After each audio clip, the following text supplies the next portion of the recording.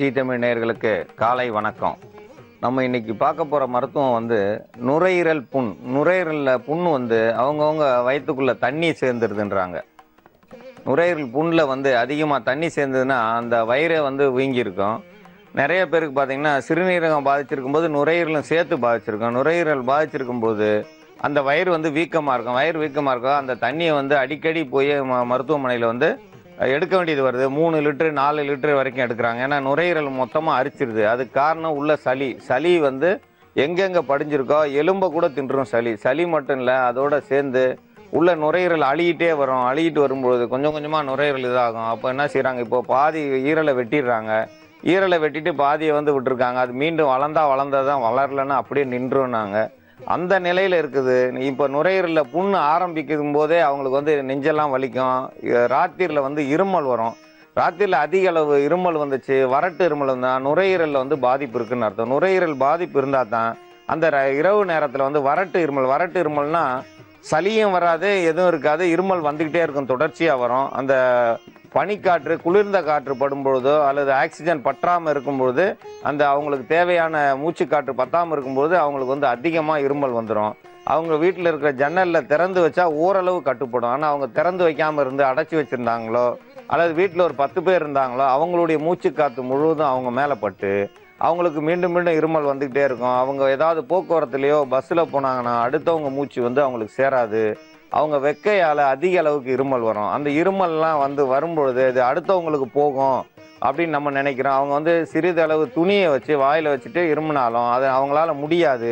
அதிகமாக இரும்பும்போது சிறுநீரும் மலமும் வெளியாகும்.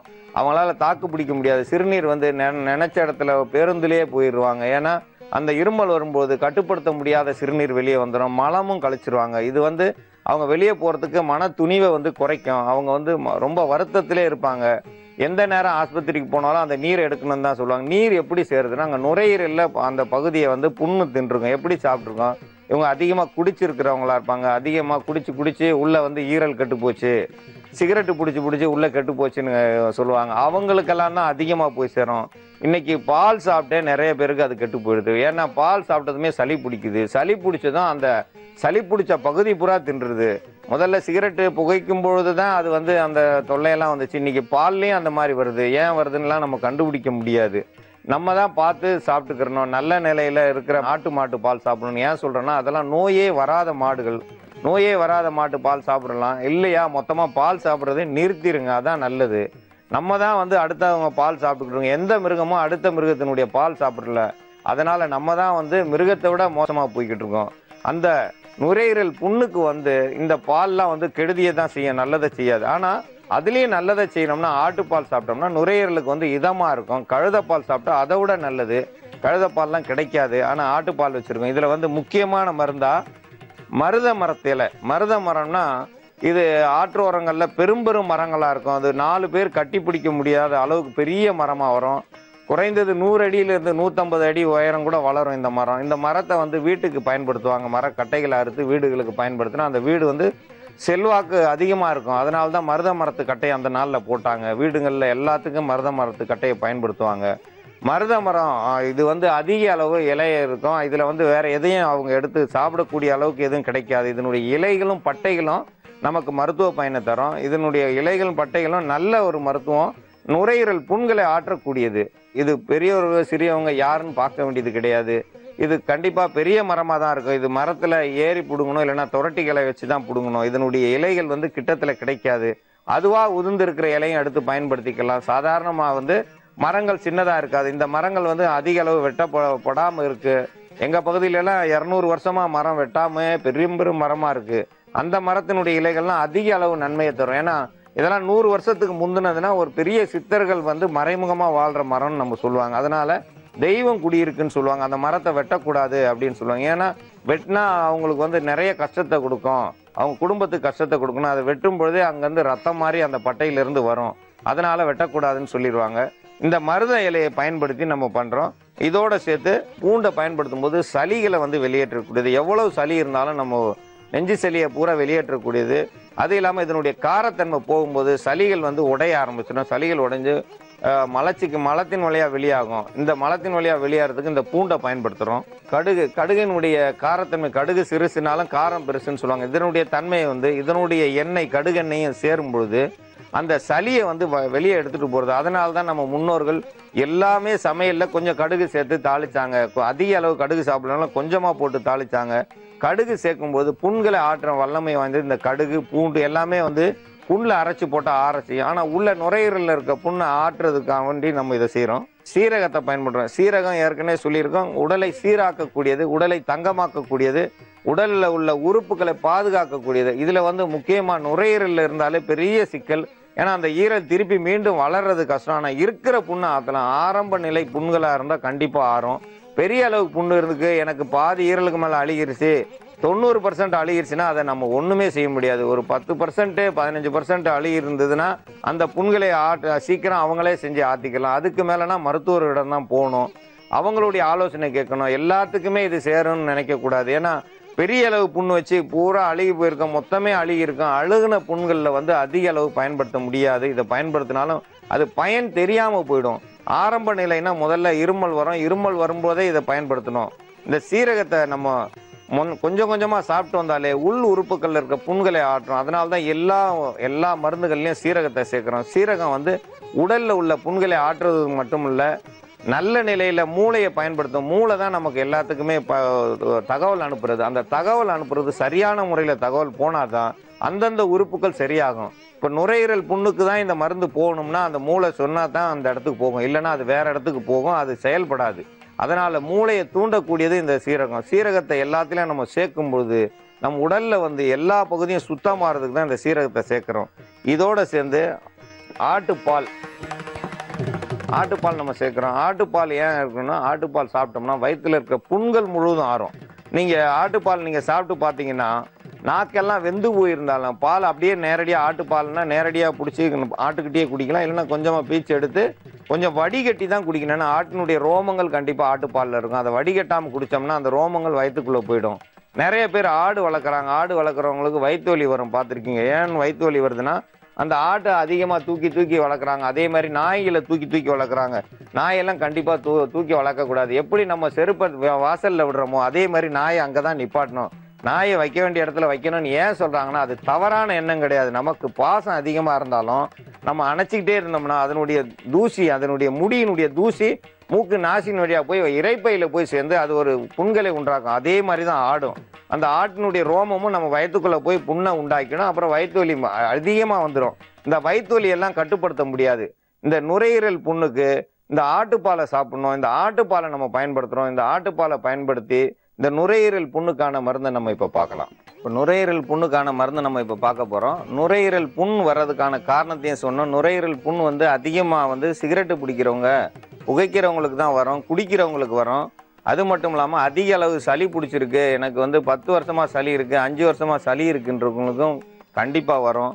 சிறுநீரகம் பாதிப்பானவங்களுக்கும் நுரையீரல் புண் வந்து வர ஆரம்பிச்சிடும். ஏன்னா சிறுநீரகத்துலேருந்து அப்படியே மேலே அடுத்தடுத்து உறுப்புகள்லாம் கட்டிட்டு வரும். அந்த நுரையீரல் புண்களுக்கு முக்கியமாக மருந்தை வந்து சீரகத்தையும் நம்ம இதோட சேர்க்குறோம். சீரகத்தை வந்து ஒரு 5 கிராம் அளவுக்கு போட்டு அரைச்சிக்கணும். சீரகத்தை வந்து நம்ம பயன்படுத்துகிறோம். சீரகம் பயன்படுத்தும் போது உள் உறுப்புகள் வந்து கொஞ்சம் சுகமாக இருக்கும்.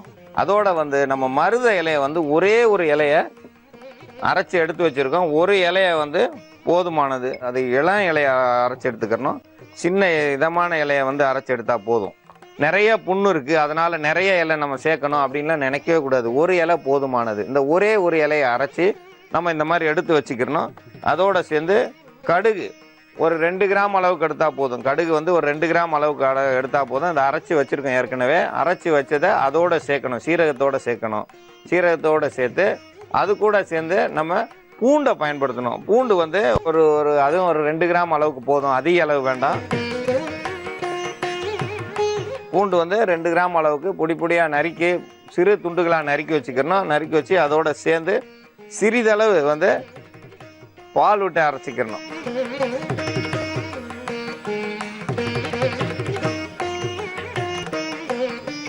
ஆட்டுப்பால் சாப்பிடும்போதே வயிற்றில் இருக்க புண்ணாரும், நாக்கில் இருக்க புண்ணாரும், குடலில் இருக்கிற புண்ணாரும், அல்சர் சரியாகும். ஆட்டுப்பால் வந்து அதிகமாக சாப்பிட புத்தி கூர்மை அதிகமாகும். ஏன்னு கேட்டிங்கன்னா வெள்ளாடு வந்து ஒரு விஞ்ஞானிக்கு சமம். விஞ்ஞானியை கூட கண்டுபிடிக்க முடியாததெல்லாம் கண்டுபிடிக்கக்கூடியது வெள்ளாடு.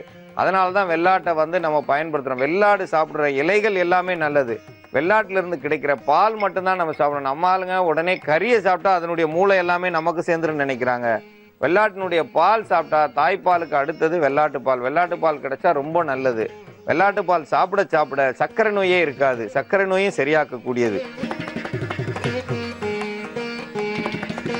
இந்த மருது இலையை அரைச்சி தண்ணியை விட்டு கொஞ்சம் தண்ணியை அரைச்சி வடிகட்டி வச்சிருக்கோம். இந்த தண்ணியை அரைச்சி வடிகட்டி வச்சிருக்கிறத இது ஒரே ஒரு இலை தான். அது கூட ஒரு 10 மில்லி அளவுக்கு தண்ணி சேர்த்துக்கலாம். தண்ணி சேர்க்கறதுல தவறு கிடையாது. தண்ணி கொஞ்சம் சேர்த்துட்டு இந்த மாதிரி நல்லா அரைச்சிக்கிறணும். அரைச்சி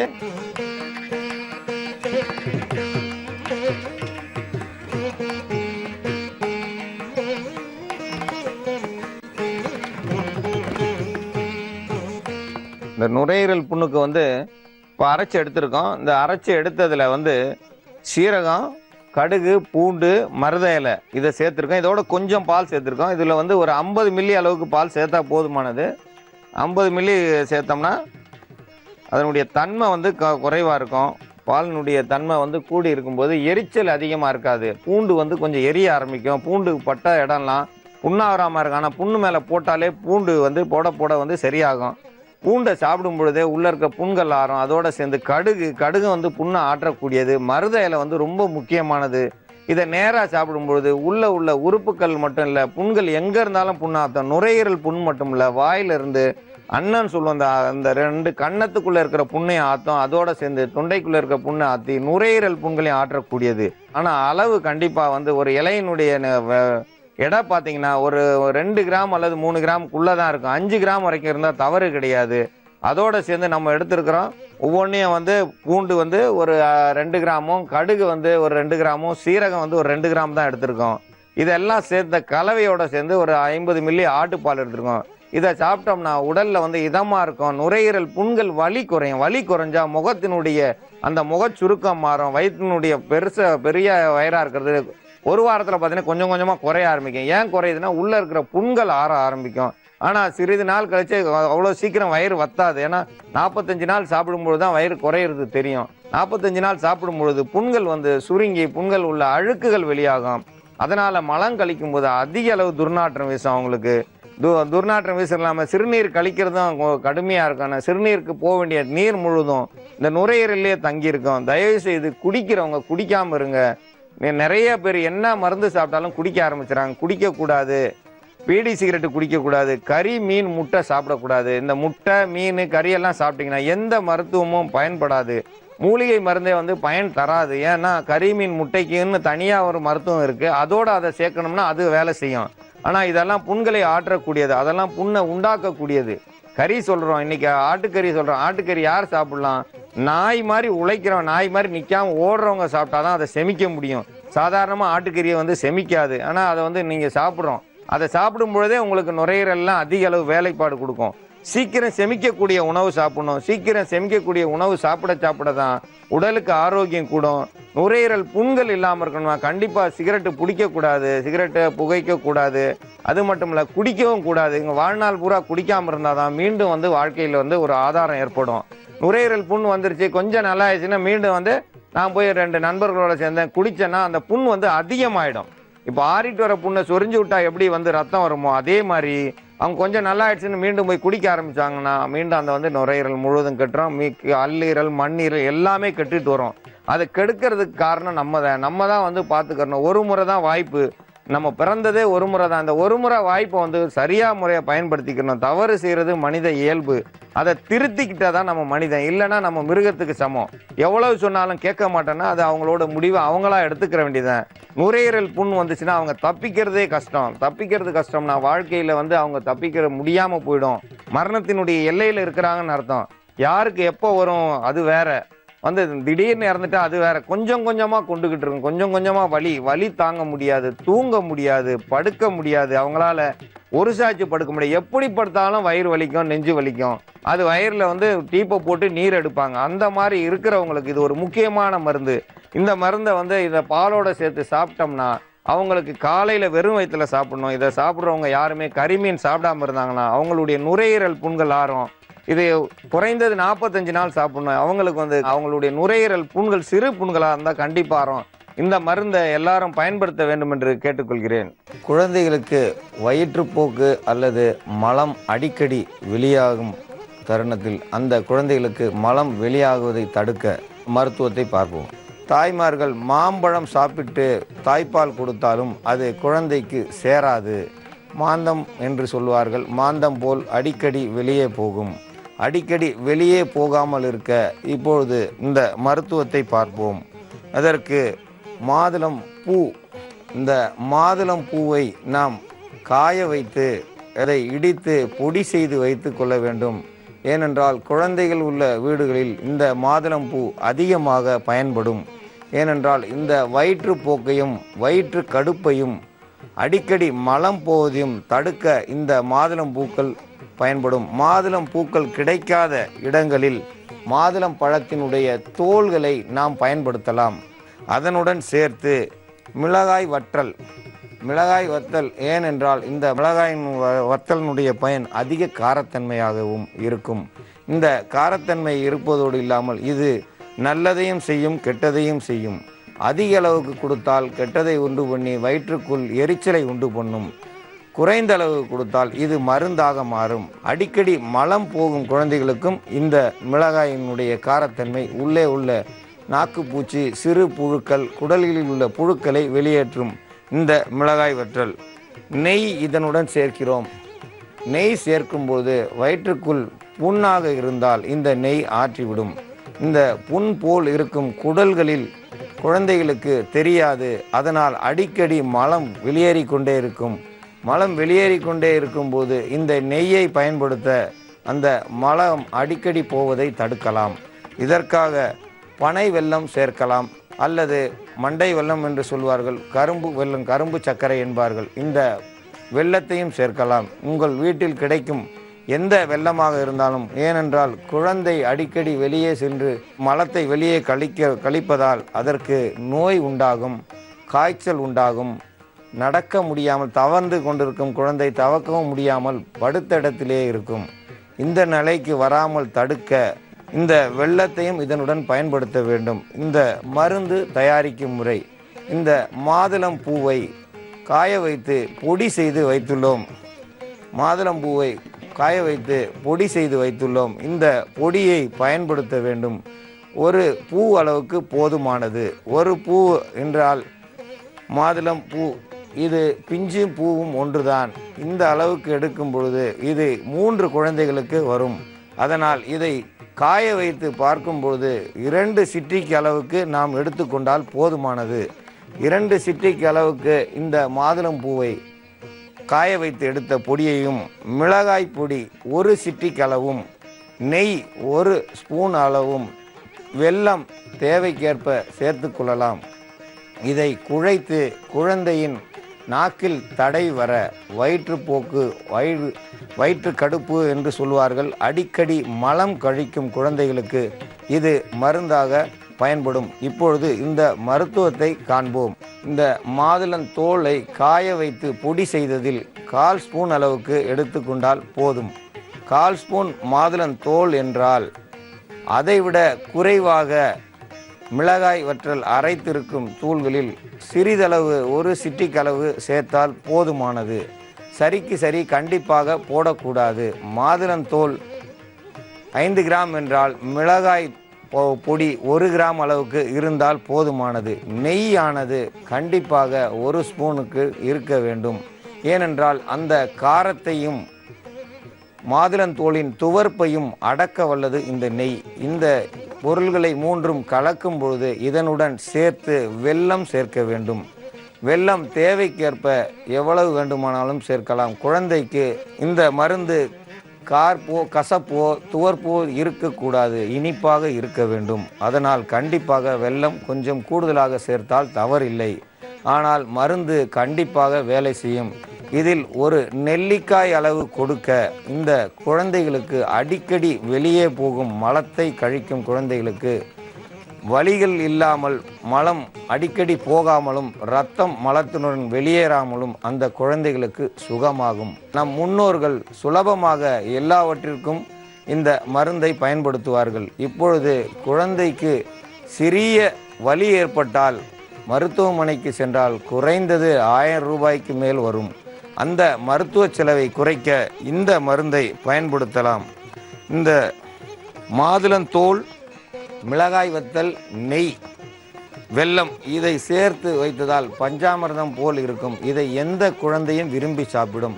இதில் உள்ளதை ஒரு குழந்தைக்கு கொடுத்தோம் என்றால், நான் கையில் வைத்திருக்கும் இந்த அளவு ஒரு குழந்தை கொடுத்தால் அந்த குழந்தை ஒரே மறுநாள் முதல் இந்த அடிக்கடி மலம் கழிக்கும் பழக்கம் நின்று வயிற்றுக்குள் புண் இருந்தாலும் மாறி குழந்தை ஆரோக்கியமாக இருக்கும். இந்த முறையை நீங்கள் கையாள வேண்டும். இது அதிகமான செலவும் வராது, குழந்தைகளுக்கு எந்த ஒரு உபாதையும் வராது. எந்த குழந்தையாக இருந்தாலும் கண்டிப்பாக கொடுக்கலாம். குழந்தைகள் மட்டுமல்ல, குழந்தைக்கு தாய்ப்பால் கொடுக்கும் தாய்மார்களுக்கு இதை இதுபோல் 3 மடங்கு கண்டிப்பாக சாப்பிட வேண்டும். குழந்தை பெற்ற தாய்மார்கள் அடிக்கடி இது மலம் கழிப்பார்கள். ஏனென்றால் அந்த சூடு ஒத்துக்கொள்ளாது, அதனால் நடக்க முடியாமல் போய்விடும். அந்த நடக்க முடியாமல் போவதால் அந்த பெண்களுக்கு இந்த லேகியம் போல் உள்ள, இந்த பஞ்சாமிர்தம் போல் உள்ள இந்த மருந்தை நீங்கள் கொடுக்க அவர்களுக்கு உள்ள வயிற்றுப்போக்கு அடிக்கடி இல்லாமல் நல்லபடியாக சுகமாகவும் இனிமையாகவும் இருக்கும். இந்த மருந்தை சாப்பிட அவர்கள் விரும்புவார்கள். இந்த முறையை பயன்படுத்தி அடிக்கடி மலம் கழிக்காமல் இருக்க குழந்தைகளுக்கு இந்த மருந்தை கொடுக்கும்படி கேட்டுக்கொள்கிறேன். இந்த மருந்தை தாய்மார்கள் கண்டிப்பாக செய்து தாங்கள் குழந்தைகளை அடிக்கடி மருத்துவமனைக்கு எடுத்து செல்வதை தவிர்க்க வேண்டும் என்று கேட்டுக்கொள்கிறேன்.